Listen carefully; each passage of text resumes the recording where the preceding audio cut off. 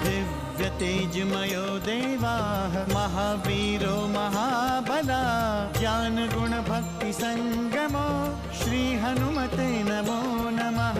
जय हनुमान संकट मोचन जय हनुमान। जय हनुमान संकट मोचन जय हनुमान। केसरी नंदन तिहु जगवंदन अंजनी सुत बलधारी। केसरी नंदन तिहु जगवंदन अंजनी सुत बलधारी। संकट मोचन नाम तुम्हारा संकट मोचन नाम तुम्हारा हर संकट पे भारी। जय हनुमान संकट मोचन जय हनुमान। जय हनुमान संकट मोचन जय हनुमान। संकट उसके निकट न आवे ले जो शरण तुम्हारी। संकट उसके निकट न आवे ले जो शरण तुम्हारी। संकट मोचन नाम तुम्हारा संकट मोचन नाम तुम्हारा हर संकट पे भारी। जय हनुमान संकट मोचन जय हनुमान। जय हनुमान संकट मोचन जय हनुमान। हनुमान की शिक्षा अभी पूर्ण नहीं हुई है देवी। अभी भी कई प्रश्न हैं जिनका मुझे जवाब नहीं मिला है। हनुमान को सूर्य को छोड़कर कोई भी विद्या नहीं दे सकता। आप आज्ञा दें, मैं सूर्य देव से निवेदन करूंगा। आपको सूर्य देव को यह ज्ञात कराना होगा, यदि उन्होंने आपको विद्या प्रदान नहीं की तो संसारिक कोई भी कार्य नहीं कर सकते। मैं किसी भी परिस्थिति में तुम्हें शिक्षा दान नहीं दे सकता। नारायण नारायण, मैं समझ नहीं पा रहा हूँ प्रभु, हनुमान दोषी है या सूर्य देव? लगता है आपका परामर्श पुनः निरर्थक हुआ है देवऋषि। देवऋषि नारद की चिंता से तो ऐसा ही लग रहा है स्वामी। नारायण नारायण, ऐसा ना कहे माते। हनुमान अभी भी सूर्यदेव के सामने हैं, किंतु सूर्यदेव ने हनुमान का निवेदन स्वीकार नहीं किया है। सूर्य देव का तर्क अनुचित नहीं है देवऋषि। तो क्या हनुमान का तर्क अनुचित है माते? दोनों ही विवश हैं देवऋषि। सूर्य की गति उतनी ही महत्वपूर्ण है जितनी कि हनुमान की शिक्षा। किंतु आपने ही कहा था सूर्य देव की शिक्षा प्राप्त करने के लिए हनुमान को कोई उपाय करना पड़ेगा। आपने जो संकेत दिया था हनुमान वही कर रहे हैं। पुनः कोई समाधान अवश्य होगा देवऋषि।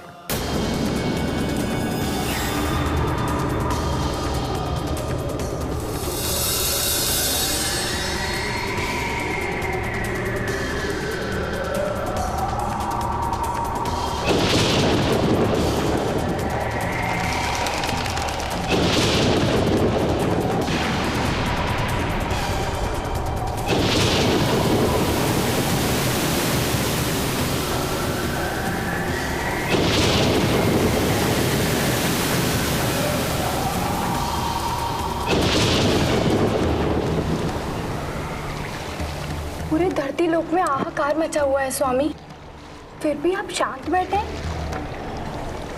क्या आपको धरती लोक की कोई चिंता नहीं है?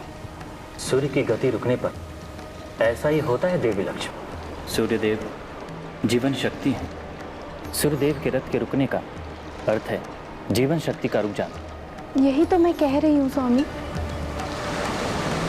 जीवन शक्ति को रोकने का कारण हनुमान है। आप उन्हें मना क्यों नहीं करते?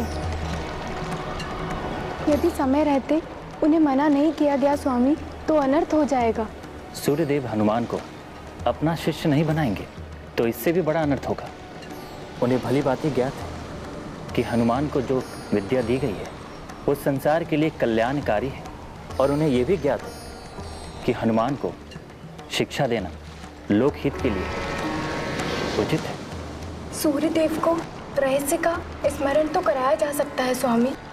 चिंता ना करें देवी, इस महत्वपूर्ण घटना पर हमारी पुण्य दृष्टि है और इस समस्या का समाधान स्वयं ब्रह्मा जी ही करेंगे।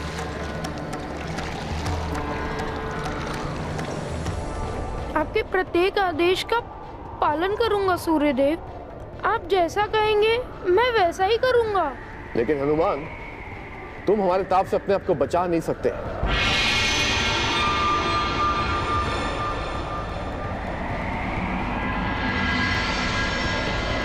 हनुमान, तुम स्वयं अपने विवेक से निर्णय लो।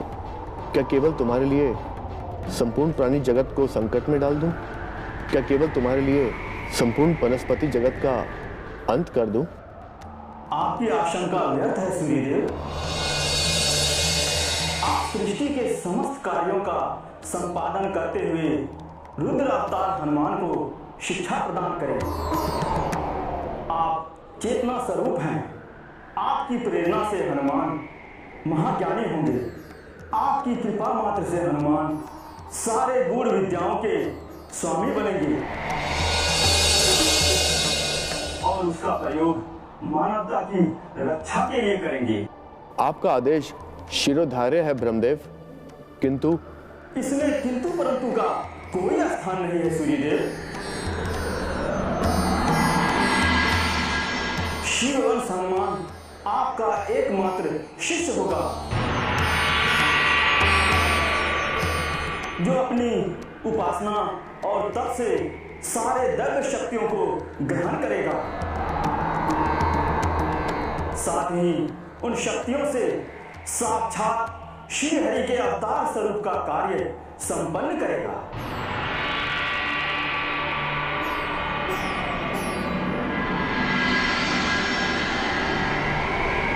मुझे उचित आदेश दे सूर्यदेव, आदेश दे मुझे।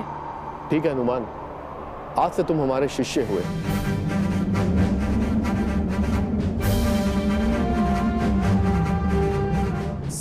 लेकिन तुम्हें हमारी गति के साथ शिक्षा ग्रहण करनी होगी, और संपूर्ण शिक्षा जब तक ना हो जाए तुम्हें हमारे साथ ही रहना होगा।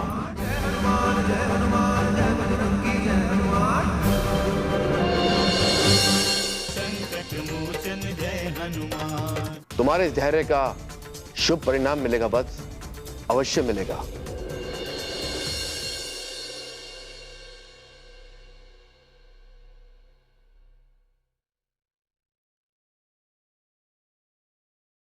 संकट मोचन जय हनुमान। बोलिए देवाधिदेव महादेव की जय, प्रभु श्री रामचंद्र की जय, बोलिए शंकर सुवन केसरी नंदन हनुमान की जय। प्रिय भक्तों, मैंने पहले ही बताया था कि हनुमान जी जो ठान लेते हैं वो निश्चित रूप से पूरा करते हैं। शिक्षा पाने के लिए उन्होंने सूर्य देव को विवश कर दिया। अंततः ब्रह्मा जी के कहने पर सूर्य देव हनुमान जी को शिक्षा देने के लिए तैयार हो गए। पंडित जी, हनुमान जी के तो कोई और भी गुरु हो सकते थे, तो फिर उन्होंने सूर्यदेव को ही अपना गुरु क्यों बनाना पड़ा? भक्तों, सूर्यदेव सर्वशक्तिमान ईश्वर है। सूर्यदेव ही सांसारिक जीवन के साक्षी और प्राणियों को प्रकाश देने वाले हैं। ये ही संसार को कर्म करने की प्रेरणा देते हैं। शक्ति के सबसे बड़े भंडार सूर्यदेव ही हैं। आधुनिक विज्ञान भी इस बात को मानता है कि सूर्य ऊर्जा के सबसे बड़े स्रोत हैं। सूर्यदेव के इतने सारे गुणों के कारण ही देवताओं ने उन्हें हनुमान जी का गुरु बनाने का आयोजन किया। पंडित जी, तो क्या भगवान सूर्यदेव ये नहीं जानते थे कि उन्हें हनुमान को शिक्षा देनी पड़ेगी?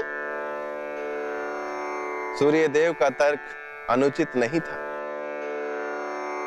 सत्य जानते हुए भी वो विवश थे। लेकिन जब साक्षात ब्रह्मा जी का आदेश मिला तो उन्हें हनुमान जी का निवेदन स्वीकार करना पड़ा।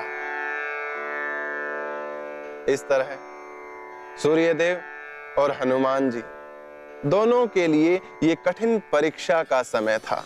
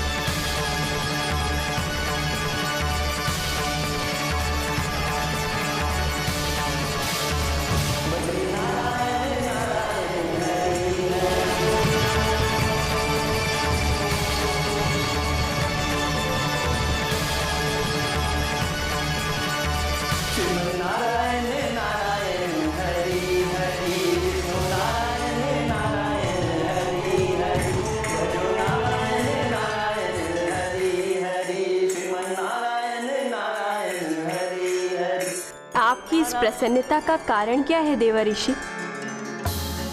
ऐसा कौन सा चमत्कार हो गया है कि आप नारायण के नाम का जाप कर रहे हो? नारायण की विजय हुई है माते।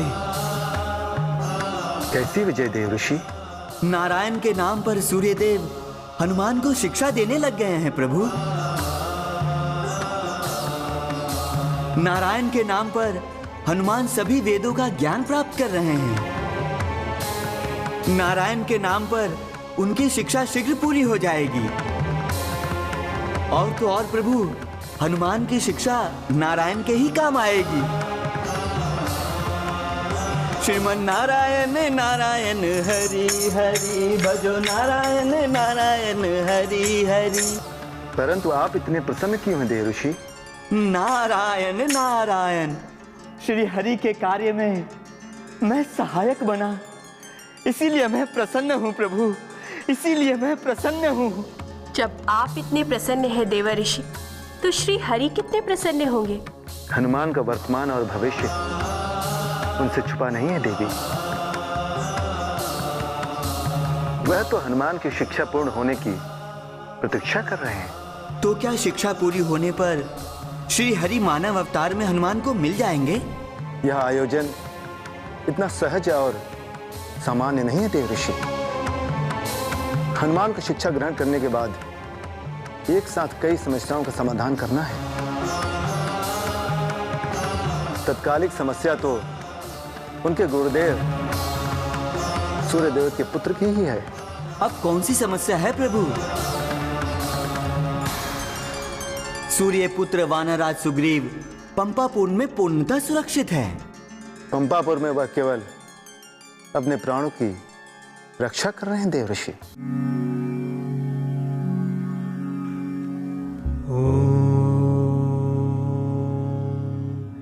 सूर्याय नमः। ओम भानवे नमः।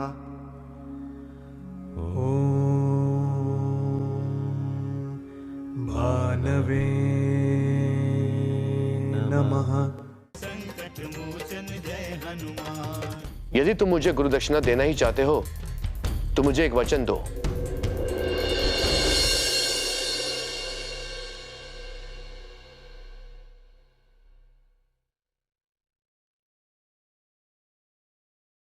संकट मोचन जय हनुमान।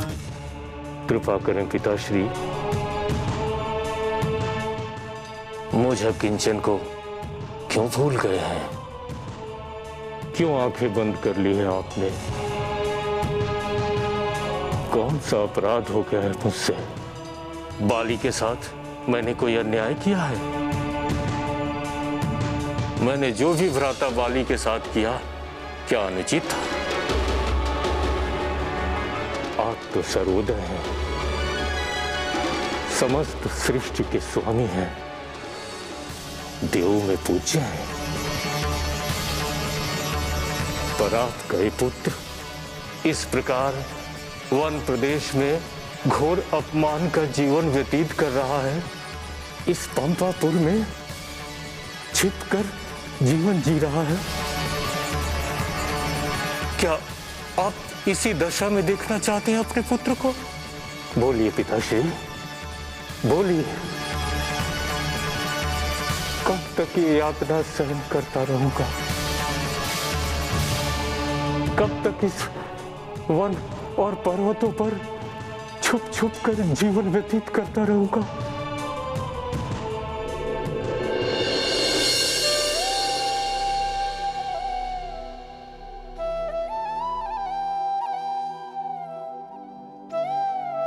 मैं तुम्हारे दुख से दुखी हूं पुत्र सुग्रीव। बाली ने तुम्हारे साथ जो अन्याय किया है उसका दंड उसे अवश्य मिलेगा। किंतु कब तक मैं ये दुख का दिन व्यतीत करता रहूंगा पिताश्री? आप तो भली भांति जानते हैं कि बाली ने मेरे मित्रों और सहयोगियों को यहां आने से मना कर दिया है। उसने मेरे कई सहयोगियों को कठोर दंड भी दिया है। ये तो मतंग ऋषि की कृपा है कि वो यहां नहीं आ सकते। बाली को महर्षि मतंग का दिया हुआ श्राप मेरे लिए वरदान है, अन्यथा वो यहां आकर मेरे प्राण हर लेते। अब इस स्थिति में मैं कैसे रह सकता हूं पिताश्री? धैर्य रखो। ऐसे कठिन समय में संयम रखने की आवश्यकता होती है।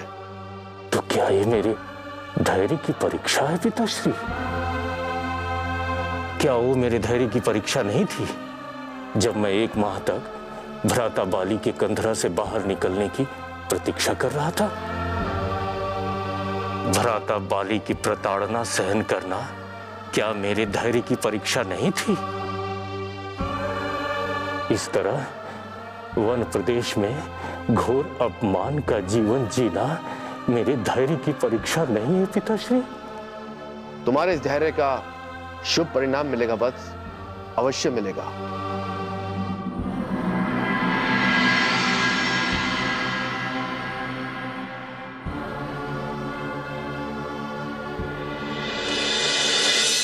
संकट मोचन जय हनुमान। यदि तुम मुझे गुरुदक्षिणा देना ही चाहते हो तो मुझे एक वचन दो।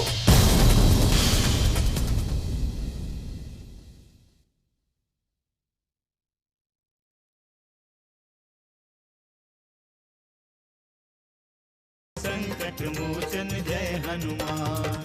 नारायण नारायण। वो कौन सा शुभ परिणाम है प्रभु जिसका संकेत सूर्य देव ने दिया है?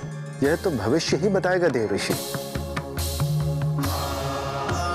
किंतु यह सत्य है कि शुभ परिणाम के मूल में हनुमान ही होंगे।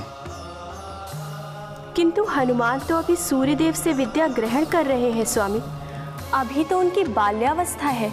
नारायण नारायण। सत्य कहा माता आपने। हनुमान इतनी कम आयु में सुग्रीव का कौन सा शुभ कार्य कर सकते हैं? यह तो उनकी शिक्षा पूर्ण होने के बाद ही पता चलेगा देव ऋषि। नारायण नारायण। स्मरण रहे हनुमान, ईश्वर ने हमें कान इसलिए दिए हैं कि हम कल्याण में वचन सुन सके।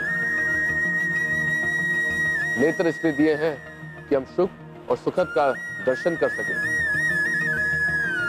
कहने का अर्थ यह है कि ईश्वर द्वारा दिए गए शरीर को पुण्य कार्यों में लगाना चाहिए।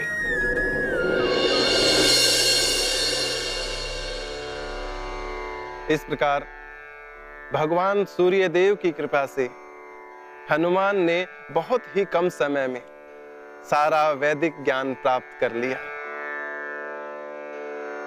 उस समय सारा ज्ञान आज की तरह पुस्तक पूर्ण नहीं था। सारा ज्ञान, सारी विद्या श्रुति के रूप में थी। श्रुति यानी सुना हुआ ज्ञान।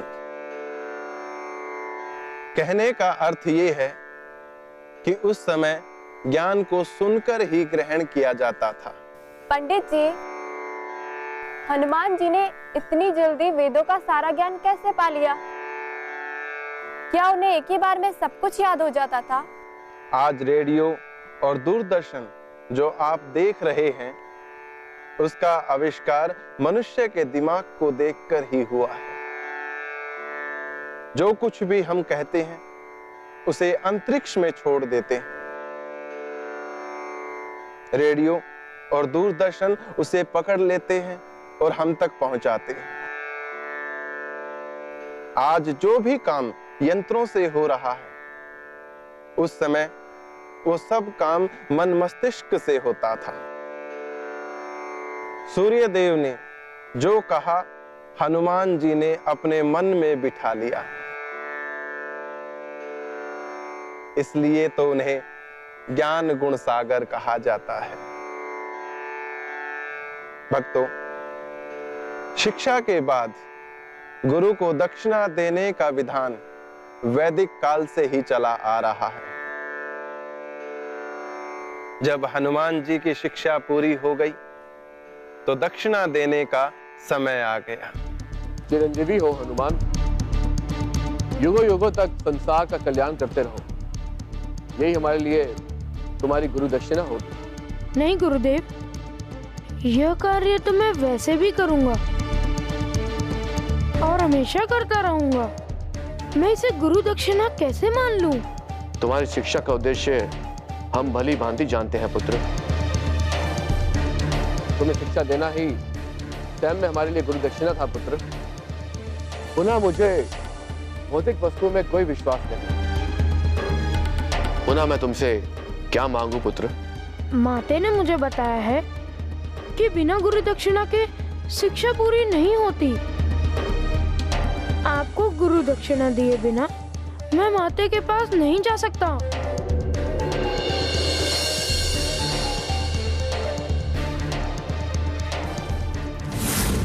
कब तक इस वन और पर्वतों पर छुप छुप कर जीवन व्यतीत करता रहूंगा? गुरुदेव,